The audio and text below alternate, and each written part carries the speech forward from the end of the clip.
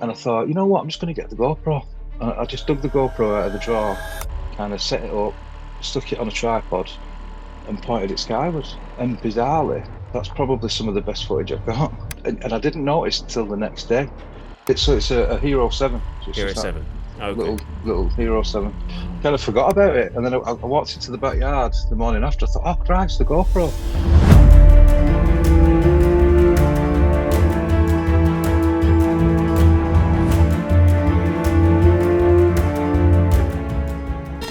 So the footage, so apologies for spamming you with a load of footage over the last couple of days. No, no, it's great. Um, so the footage from Monday, obviously in the UK, we're not blessed with clear skies, so it's kind of pot luck really. And Monday was terrible all day. The overcast clouds, and then at about 10 o'clock it cleared.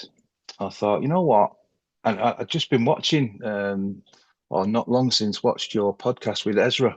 Yeah. Um, Ezra Kelderman from Galileo yeah, Project. Yeah, yeah, yeah, Galileo project, yeah. And I thought, you know what? I'm just going to get the GoPro. I just dug the GoPro out of the drawer, kind of set it up, stuck it on a tripod, and pointed it skyward. Um, and bizarrely, that's probably some of the best footage I've got. Um, yeah, I mean, and I didn't notice until the next day. And the ISO settings, I'd not used the right ISO. I'd not set the max ISO high enough, bizarrely. Um, and so you couldn't really see the stars. So I was a bit gutted. And then when I looked in the corner, the bottom corner of the frame, I thought, oh, what's that? And then you see it, and it's yeah. just those two little dots. And I thought that's bizarre. It must be a couple of stars. And then the top of the triangle flashes, and then it flashes again, and then you see like a triangle shape, and then a little bit more. And I'm thinking, you know what? I've actually got something here. So I cropped it, enlarged it, and I'm looking at it. You know, and I thought that's something. You know, that's probably Yeah, some of the best footage I've got. And if I'd not watched the pod with Ezra, I probably wouldn't have got the GoPro out. I just yeah. thought, sod it, you know, I'll get it, I'll try and see what happens. Okay, let's stop it there for a second. I know what people are going to say. They are going to say it's just a light in the sky. It's probably a satellite or a planet or a star or something like that. And they're going to say, what's the big deal? There's loads of stuff in the sky. It's just sitting there. It's not particularly doing anything interesting. What makes it so interesting? Well, here's the big deal and why those explanations don't add up. The GoPro records in 10-minute clips. Gareth sent me not just one, but three consecutive clips, meaning that this object sat in the same position for at least 30 minutes. That's the problem. Because of Earth's rotation, stars and planets appear to drift across the sky at about 15 degrees per hour. That's roughly 2.5 degrees every 10 minutes, which is about 5 times the width of the moon. In other words, in a static, tripod mounted shot like this, a star or planet should move. The moon itself drifts more slowly, but still at about zero point 0.1 degrees in 10 minutes. Satellites, they move even faster, tens or even hundreds of degrees in the same time. But this object doesn't move at all, it's locked in place. Okay, now I can hear people in the comments already. Maybe it's just a street light in the distance. Okay, what about something closer to home, like a distant street light or a building light on the horizon? Again, Gareth thought of that. He went back in the daytime and he filmed the exact same area of sky. And as you can see from this comparison shot, there are no nearby structures, no lampposts, nothing in the line of sight. So we can rule that out too. Let's look at the shape consistency. Now, I've run this through various different AI models to see what it can tell me about the object. Now, the shape consistency across frames, the object's outline remains relatively compact and rounded, with occasional irregular protrusions. No long appendages or stable wing-like extensions are visible, which makes birds or conventional aircraft less likely. The proportions suggest something more symmetrical than a natural animal in flight. Surface features. Some frames show small angular protrusions that appear and vanish between shots. This could be due to rotation, exposing different facets like a metallic object turning in sunlight, camera shimmer, or atmospheric distortion at high altitude. No clear markings or patterns are visible, suggesting either a uniform surface or resolution limits, perhaps. The outline changes are subtle, not drastic, implying the object is either maintaining orientation while drifting, balloon-like behavior perhaps, or rotating slowly with stable trajectory. No sharp changes in silhouette that would indicate flapping or powered by propulsion. Now, AI's likely possibilities when it looks at a resolution only takes into account things that we know exist. And of course, as we know about all of the debacles with Wikipedia and community notes, UFOs aren't possible. So a UFO couldn't be a resolution. So, of course, it looks at what is a resolution, what is conventional, high altitude weather balloons or research balloons, malar balloons, small unmanned drones, but nothing suggests active propulsion or aerodynamic lift surface. And as we know from the multiple clips that have this object maintaining no change in degrees as the time goes on, it can't be any of those things. Weather balloon will not stay in exactly one spot for 40 minutes without moving even a degree. Same with malar balloons, same with drones, same with pretty much anything that we can think of. So here's where we're at. Whatever this is, it stays fixed in the sky for at least half an hour. It isn't behaving like a star, a planet, a moon, a satellite, a balloon, a drone, a conventional aircraft, or anything, even something mundane on the ground. It's something else. And that's really what makes this worth paying attention to. Before we jump into the footage, I'd love to know, and I always like to ask this question because I just find it fascinating, really. Do you, Mm. what before you? I mean, obviously you've got an interest in it because you're out there sort of filming stuff in the sky and chatting to me on UAP files. So, Yeah. where did your interest start? Where did it come from? You be able to trace it back? Yeah, so it started probably when I was about 8 or 9. I remember being in school and we got a book as part of a book day, a UFO book. And it had all the kind of stories from the 80s. And one of them was the Zamora case. You know, have you heard of the Yeah, yeah, yeah, Zamora case? yeah, yeah, So I don't know what it was about that story. It just really got me. And now, look, I was thinking about this today, actually. Now looking back, what he described was a tic tac. hmm Bizarrely, it's a tic yeah, yeah, tac yeah, on stilts, basically. And it was just something about that story, something like with a policeman. Um, so it kind of gives it a bit more authority. mm, And I just remember thinking, wow, maybe there's something to this. And it kind of stuck with me all through childhood. And then obviously as you get older, you have kids and your interests kind of go to the side. And then as your kids get a little bit older, your interests kind of come back. And I think it was maybe 20 when the New York Times article came out yeah. and 2017. 2017. And I thought, you know what? I'm going to start looking into this again because there's a lot more. I mean, I was looking back actually the other week at footage from the 90s and what we used to get in the 90s. And it was literally just a light on top of a mountain. And everyone's like, wow, that's fantastic. That can't be real. And now that's the base. I mean, that doesn't even get mentioned. It's not even on page 68 now. And it's the quality of the footage that we get now is light years from what we got back then. And I think it was April this year, and I saw a review just randomly on an infrared camera, and I thought, you know what, I'm going to get one. I'm just going to get one. I'm just going to buy one. I mean, a couple of £100. I thought if it's terrible, it's terrible. I kind of put it to one side. Maybe the kids will use it. It turns out it wasn't. I kind of set it up, pointed it at the sky. And for the first couple of days, I thought everything moving was a UAP. And then you Yeah, kind of get used to the fact that we've got about 20,000 satellites in the air.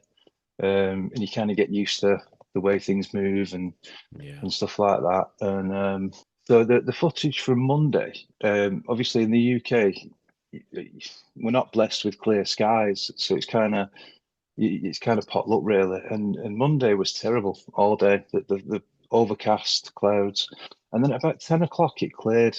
I thought, you know what? And I'd just been watching, or not long since watched your podcast with Ezra. yeah. Um, Ezra Kelderman from Galileo yeah, Project. Yeah, yeah, yeah, Galileo project, yeah. And I thought, you know what? I'm just going to get the GoPro.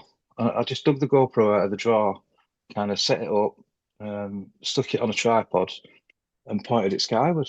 Um, and bizarrely, that's probably some of the best footage I've got. Yeah, I mean, I was, and I didn't notice until the next day. I just kind of put it on the tablet, and the ISO settings. I'd not used the right ISO. I'd not set the max ISO high enough, bizarrely. Um, and so you couldn't really see the stars. So I was a bit gutted. And then when I looked in the corner, the bottom corner of the frame, I thought, oh, what's that?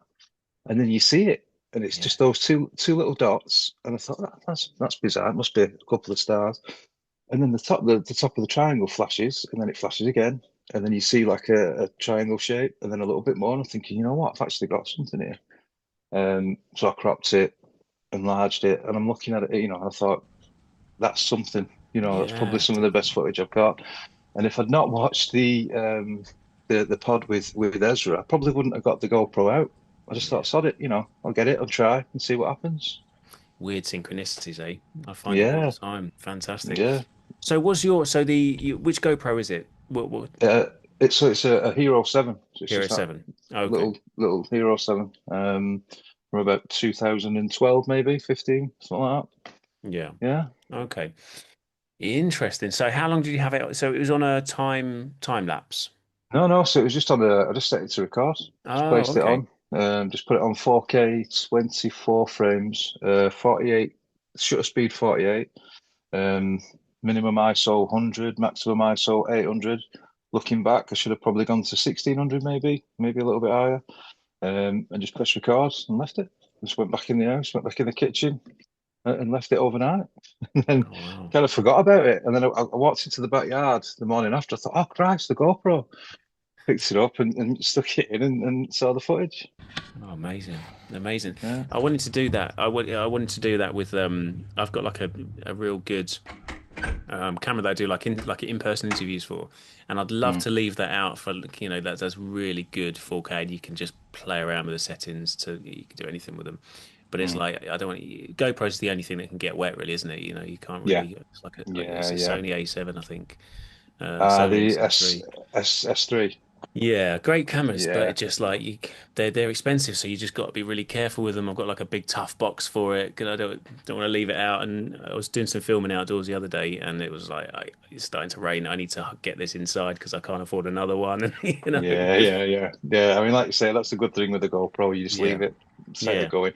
I mean, even to be fair, even with the IR, you can leave that outside. It's just that I yeah. don't. We're in Greater So Manchester, and yeah, things walk. So yeah. It's not bolted um, down. Yeah. Talk no, talk no. us through the IR then. What's this one? What sort of price range roughly? So it's 250, 250 quid, but you can get them for 200 on Amazon at the minute. So I just figured, for 200 quid, I'll give it a go. And it's good. I mean, it's noisy. I think a lot of the cheaper IRs are noisy. You get a lot of noise in the image.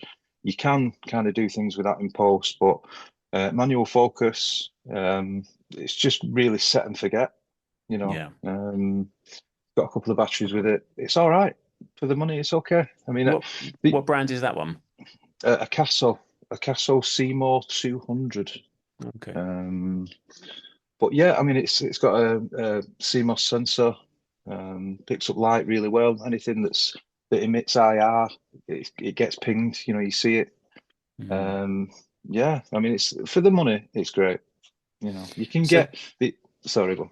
I was just going to say that the footage that you sent me today, that's Mm, the IR footage, isn't it? yeah, I'm looking at it now, and were you following? Oh, I see a couple of objects that you were following. yeah. So the battery had actually run out. I left it going. Bizarrely, I left it out probably for the first time ever last night. Right. And the battery had gone out. And I woke up at about 3 o'clock. Came down to get a drink, and I thought where my kitchen window is, it's facing east. And I saw the two lights in the sky. And I thought, Christ, I'd love to get those on camera. So I ran out, changed the battery at 3 in the morning, and just set it going again, and kind of just forgot. I presume they were planets or something kind of normal, Yeah. something explainable. But then, as you see in the frame, they kind of they drift to the right, and then they just seem to disappear. Um, they get what tends to happen if you get satellites that go into the Earth's shadow. They just they kind of come across, and once they get into the shadow, they disappear. What happens with the two objects on the footage from today or last night? They get dimmer and disappear, which to me, like I say, I've seen a lot in the skies now over the last few months, and it's not that's not standard really. So exciting footage. I do enjoy going through it as much as I do recording it, to be fair. I mean, Yeah. I'll never work on the Galileo project, but I can get a camera in the backyard, you know. Yeah, well, that's what we need, isn't it? That's what we need. We Yeah, need as many people as possible to just, appreciate not everybody can, spare a couple hundred quid, and thankfully the stuff is coming down in price because you go back even 2 or 3 or 4 years ago, some of that's like £1,000 for some IR stuff minimum, and now the yeah, prices are coming right down thanks to, Amazon and a lot of the cheaper technology that's being mass produced, and that brings the price down. We're seeing it a lot. I got a I don't know if you had a chance to see any of the Dwarf Lab stuff that I got sent a smart telescope by Dwarf Lab, and it's mm. like a Dwarf 3, I think it's called, their third edition. I think it's a Dwarf 3, Dwarf 2, Dwarf 3, Dwarf 3. It Go should, through. I've got it here somewhere, yeah. And it's brilliant, but it's like 250 quid, something like that. And something like Mm. that a couple of years ago would have been like minimum 1,000, you think, in professional sort of grade stuff. And now you can just attach it to your, or connect it to your phone via wireless. So it's like a Wi-Fi connection. So it's its own sort of Wi-Fi, and you can control it from almost inside the house. You've got to be within range, but you could be inside the house. You could set it up outside, and you could just sit on your sofa and scan the sky. And it's got like a UFO mode. It's great, fantastic bit of kit. And the more people that are able to get kit like that, it doesn't have to be that one. I'm not sponsored by them, albeit they did give me a free one. But the deal was, if it's not very good, I'm going to say it's not very good, but it is Yeah, pretty sure. good. It is pretty good. But yeah, they were working on like specifically for, working on a UFO mode. So they could see that the market is opening up to more and more people wanting to use astrophotography for Mm. UFO UAP capture, to try and find lights in the sky that are moving. It's simple stuff. It's just it tracks the sky, and whatever moves, it will lock onto that, and just, get you a clear image of that, which is all you need, really. Yeah, It's, of course. I mean, like I say, the cheap IRs or IR in general, they're brilliant for passive capture. So you can just set them going. Like the cheap ones, I can link that to my tablet, go in the kitchen and literally sit watching it from the kitchen, from the bedroom.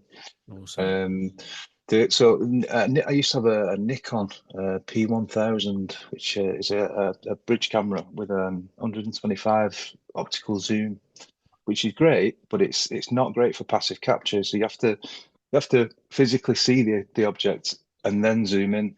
So it requires you to be there all night. Stuff like this, you can literally just set up and go. Same with the all sky cameras. Like I said, the pricing technology is just coming down.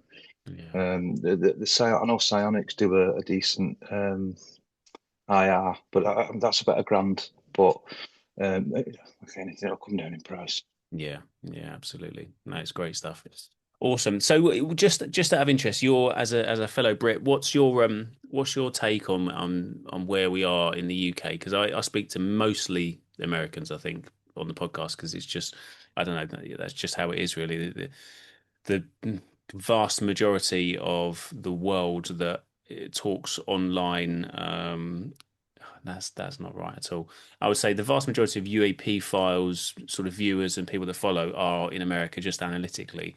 Um, and as a result, I guess the algorithm, that's who I communicate with and talk with a lot. But I'm Mm. really fascinated by like the UK, because I'm here and I'm looking at like news and stuff, and it's just all America. And again, that's the algorithm. But we don't seem to talk much about it. Certainly in the media, in the press, and TV shows and stuff. What's your take on that? I mean, do you feel the same way, or do you think people are talking about it more in the UK in terms of like publicly and friends and family, or is it still? How do you feel about it? Yeah, I think we're downstream from America, aren't we? In every way, in culture, in I think the Americans are a lot more open to the idea as well. I think they're a lot more reserved Yeah, in the UK, aren't we? But I do think the subject is more. more spoken about and less ridiculed. I mean, yeah, online's can be a bit of a cesspit, can't it? I mean, you see um, UFO groups online and stuff, and you get someone putting footage on there that's asking a genuine question. What's this? This is interesting, and it always surprises me how the people asking the questions are never sure, but the people, the debunkers, are always absolutely convinced they know what it is. It's Yeah, like without question, without question. Look, I know what that is. That is a satellite. Um, but I think in general, I think it's less ridiculed in the UK than it's ever been, and that's got to be a good thing, you yeah, know. But I do think we're a lot more reserved with the topic. Um, yeah, I'd like to be as open as I don't think the government over in the UK are as open about the subject either, though. I know the Americans have still got a long way to go with it, but they are more open yeah. about the possibility.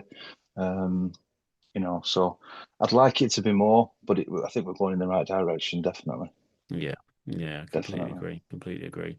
Yeah, I think that it feels as if we're sort of 4 or 5 years behind America in everything, like Yeah, you say, in sort of culture and stuff, and we sort of catch up with what they did 5 years ago. Then that happens over here, and I suspect that we'll get some of that with the UFO subject as well, yeah, where people start yeah. talking more about it, and all of a sudden, there's an interest here, and therefore some of our politicians and the mainstream media will start going, okay, people are interested in this, and that makes money, so we're gonna cover it on TV and in shows and in the news and stuff because it gets clicks and that's their I that's how think they that's the profit. thing.